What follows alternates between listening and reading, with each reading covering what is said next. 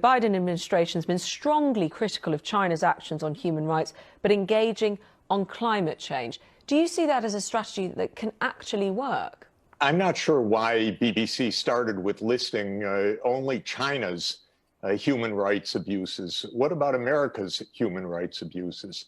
The Iraq War, together with the UK, completely illegal and under false pretenses. The war in Syria, the war in Libya, the continued sanctions against civilian populations in Venezuela and Iran, walking away from the Paris Climate Agreement for the last 4 years, unilateral trade actions that have been deemed illegal by WTO.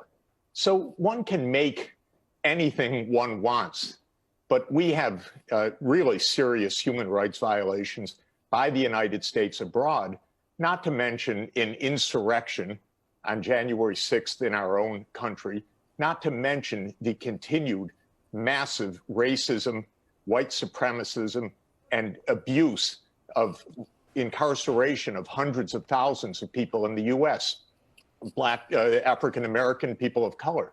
So I think that the whole premise of this story is a little bit odd. No, but sorry, I'm looking. We have to look. If I may, we have to look. I found the framing of it not what I expected. I thought we were going to talk about climate change, which we should. But I think that the idea that there is one party that is so guilty, how can we talk to them, is just a strange way to address this issue. Well, hang on.